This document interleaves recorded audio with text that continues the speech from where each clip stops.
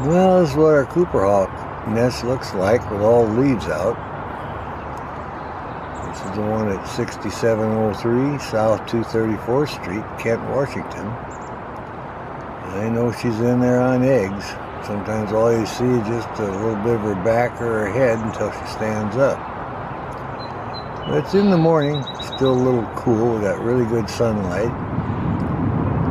So she's sitting tight, waiting for the tiercel to come back. And you see very slight movement right there between the crotch. Okay, she's getting up. Look at that. How about that? Couldn't get any luckier than that. In he comes, see? He's giving her the break. You see his cheeks there, his gray cheeks. Out she goes. So he gave her the heads up now. See, he's going to get on the nest.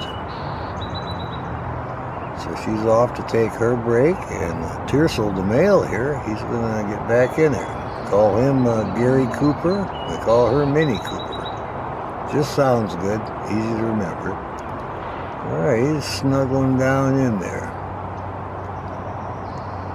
Well, that's absolutely great. She got here at the right time today, and you wouldn't think there was anything going on in there. Like I say, I first pulled up, I seen a little movement in there, and I figured, well, about time for the shift change, because she's on the eggs all night. And then he comes in and gives her his morning break here. He does a good job. He's doing his share. Down he goes, getting on the eggs now. And she's off having her break. Okay, I'll watch him for a bit there. And all we're going to see is his tail, but when you're out looking for nests this time of year, you wouldn't even know there's anybody there. They're not vocal like they were in the spring and March and the first part of April, but now that they got their eggs and their clutches going and they're incubating, they're very secretive. But that was wonderful. We got to see her stand up for just a little movement. When he comes back in the area, he always goes bick, bick. That's his little call. She hears that. And that's why she got up. No, he's coming to relieve me. And the next thing you know, out she goes and in he goes. Okay, now she's back already, see? She just had to, she's got a piece of that bark. She gets cedar bark. And I've noticed that at other nests too. Why Cooper Hawks want a little flat piece of cedar bark? I don't know if it's just for comfort or for insect control. But the last couple times, she's always brought back a little bark. It's the underbark, a little flat piece of cedar, and then puts it down in there. So he may have relieved her earlier today, and this is just a little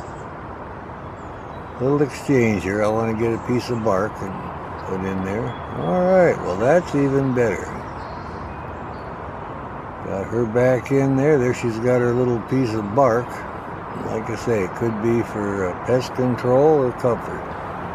Years ago at my first Cooper Hawk nest, I got a photograph, same thing. And then I found them on the internet with little flat pieces of cedar in there.